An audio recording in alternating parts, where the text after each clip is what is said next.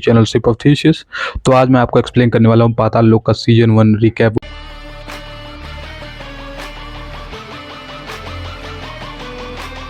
Season 2 आने वाला है। अगर आपको सीजन 2 देखना है तो सीजन 1 की बेसिक कहानी आपको पता होगी तो ज़्यादा आसान रहेगा। कहानी शुरू होती है कि दिल्ली पुलिस ने 4 लोगों को पकड़ा है एक हाईवे से, जो कि रिस्पॉन्सिबल हैं जर्नलिस्ट संजीव मेहरा की मर्डर कॉन्स्पिरेसी को प्लान करने में, जो बोलने को तैयार नहीं, और एक दूसरा जो अपने हाथ पे सी से चाकू का टैटू करा के चल रहा है, और तीसरा जो कि एक ड्राइवर है जिनको कार चलानी थी, चौथा ऐसी लड़की जो कि लड़का है। ये केस उठा के दे दिया जाता है जमुना पार के थाने के एक इंस्पेक्टर हाथीराम चौधरी को, जिनको उनका बेटा और उनका ऑफिस दोनों ही चूतिया समझता है, और उनको लगता है ये ओपन एंड शट केस है, इसको दे देते हैं, खत्म हो जाएगा, नॉर्मल है।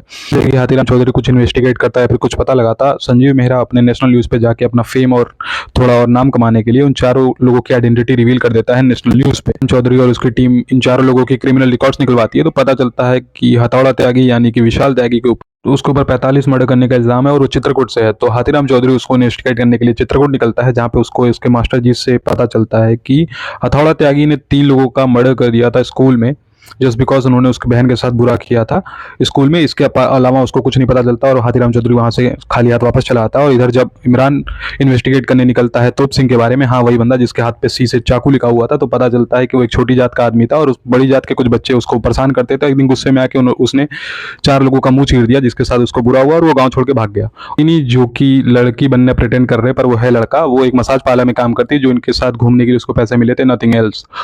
और चौथा बंदा जो इनके साथ था कबीर एम, उसका नाम ही कबीर एम है, और वो कार चोरी करने का काम करता है। उसको नॉर्मल 4 दिन इनको कार में घुमाने के पैसे मिले थे, और उसको कुछ इन्फॉर्मेशन नहीं है। तो यहाँ से हमको ये पता चल जाता है कि इस केस से बस रिलेटेड 2 ही इंपॉर्टेंट लोग हैं, हथौड़ा त्यागी और तोप सिंह। सो जो हाथीराम चौधरी जब वापस आके जमुना पार में और ज्यादा फर्दर इन्वेस्टिगेट करता है केस के बारे में, तो उसको पता चलता है कि विशाल त्यागी के टीचर ने उससे झूठ बोला था, उसको और भी ज्यादा चीजें पता है, उसने बताया नहीं। तो वो वापस जाता है और ज्यादा चीजें पूछता है, तो उसको पता चलता है विशाल त्यागी काम करता है ग्वाला गुजर के लिए। ग्वाला गुजर भाई है दोनलिया का, जो कि एक डाकू है, और ये तीनों मिलकर काम करते हैं वाजपेयी के लिए, जो कि एक नेता है। और इधर चीनी की न्यूज मीडिया में लीक हो जाने के कारण हाथीराम चौधरी को सस्पेंड कर दिया जाता है, और ये केस हैंडओवर कर दिया जाता है सीबीआई को। और यहाँ से हाथीराम चौधरी को ये तो समझ में आ गया था कि यहाँ से पूरा सिस्टम ही केस को डाइवर्ट करने की कोशिश कर रहा है, स्लो डाउन करने की कोशिश कर रहा है, क्योंकि ना ये इनके इन्वेस्टिगेशन की तरफ आगे बढ़ रहे थे ना कुछ। और यहाँ से ये इसको पूरा ISIS का एंगल देके और हिंदू मुस्लिम बना के पूरा केस डाइवर्ट करने की कोशिश करते हैं, और टाइम वेस्ट करने की कोशिश कर रहे थे। और हाथीराम चौधरी को ये चीज़ समझ में आ जाने के कारण वो आगे बढ़ता है और अपना अनऑफिशियली इन्वेस्टिगेट करने की कोशिश करता है, जिसमें उसका हेल्प करता है इमरान। पर जब हाथीराम चौधरी इस केस को अपने आप पे लेके इन्वेस्टिगेट करने का स्टार्ट करता है, तो जाता है चित्रकूट वापस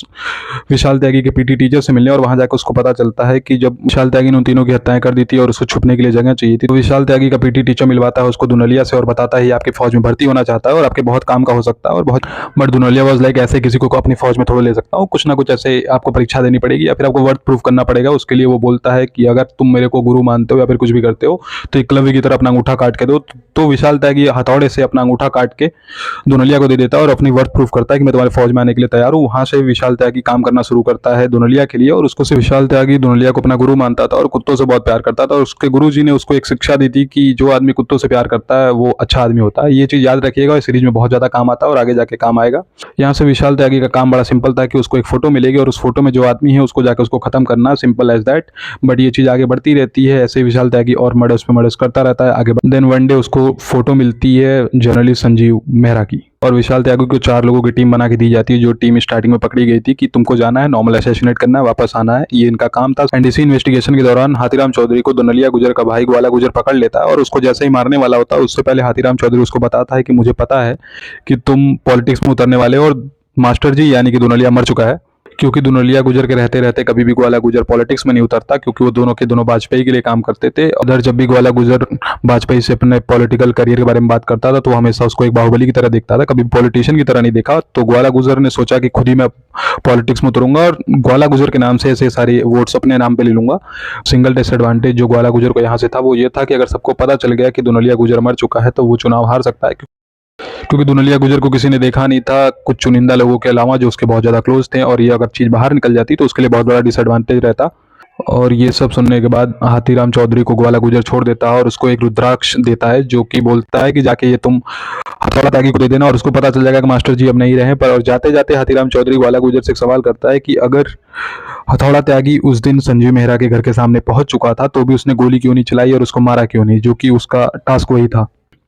जिसका जवाब ग्वाला गुजर के पास नहीं होता और हाथीराम चौधरी वहां से वापस जमुना पार चलाता है और सीधे जाता है संजीव मेहरा जर्नलिस्ट के ऑफिस में और उसको जाके बताता है महाभारत की एक कहानी। मेहरा के पास जाके हाथीराम चौधरी ये बताता है कि केस कभी उसके बारे में था ही नहीं जिससे वो नाम कमाने की कोशिश कर रहा है। ये केस हमेशा से ये था कि कैसे वाजपेयी दुनलिया गुजर के रडार से हथौड़ा त्यागी को बाहर निकाल सके और उसको बाहर इनकाउंटर करवा के मरवा सके और दुनलिया गुजर का पावर कम कर सके। बस थोड़ा और दिमाग लगाने पे हाथीराम चौधरी के समझ में आ जाता है कि जब हथौड़ा त्यागी संजीव मेहरा के घर पहुंचा तो उसकी बीवी कुत्तों को खिला रही थी और संजीव मेहरा उन कुत्तों से खेल रहा था, जो कि संजीव मेहरा को कुत्तों से बहुत ज्यादा एलर्जी थी। But at that random time Sanjeev Mehra कुत्तों के साथ खेल रहा था, जिसको देख के हथौड़ा त्यागी को पहली बार अपने मास्टर जी के सीख पे ऐसे सवाल हुआ कि अगर ये आदमी कुत्तों को खिला रहा है तो ये गलत आदमी कैसे हो सकता है, इसको मुझे नहीं मानना चाहिए, मुझे मास्टर जी से बात करनी है। जब वो मास्टर जी से बात नहीं कर पाता तो वो वापस चला आता है, केस को वहीं पर अबॉर्ट कर देता है कि नहीं भाई हमको ये एग्जीक्यूट नहीं करना है। और जब इन सब की केस की पेशी होने जा रही होती है हाईकोर्ट में, उसी दौरान हाथीराम चौधरी ने विशाल त्यागी को रुद्राक्ष दिया होता है और उस दौरान वो नम हो जाता है और अपने ही बगल में खड़े एक इंस्पेक्टर के कमर से बंदूक निकाल के सबको डराने की कोशिश करता है और हाथीराम चौधरी को मारने के लिए आगे बढ़ता है। तब जाके उसको रियलाइज होता है कि मास्टर जी नहीं रहे और वो खुद को ही गोली मार लेता है और खत्म कर लेता है। तो ये था ओवरऑल ऊपर ऊपर से पाताल लोक सीजन 1 का रिकैप, जो कि मोटा मोटा पूरा आपको हिसाब बता देता है कि ये सीरीज क्या थी और किस चीज के बारे में बात करती है और कहानी सेकंड सीजन की क्या हो सकती है और कैसे होगी। ये series one of the India की बेस्ट है इन माई आइस। ये मिर्जापुर से काफी अच्छी है क्योंकि ये काफी सेंसिटिव चीजों के बारे में बात करती है, हिंदू मुस्लिम एजेंडास के बारे में बात करती है, पॉलिटिक्स के बारे में बात करती है और आपको एकदम पूरा ग्राउंड रियलिटी दिखाती है कि हाँ भाई कैसा होता होगा, पावरफुल पीपल कैसे होते हैं, कैसे ट्रीट करते हैं और वायलेंस कैसे पनपता है और क्या हिस्ट्री होती है वायलेंस की। आपको ये जरूर चेकआउट करनी चाहिए पाताल लोक season 1 one of the best. अब मुझे समझ नहीं आ रहा है सीजन 2 में ये अपने आप को कैसे आउटसाइन करेंगे, क्योंकि सीजन 1 वाज लाइक फिनोमिनल, बहुत अच्छा है सीजन 1। आपको सीजन 1 जरूर चेकआउट करना चाहिए इसका।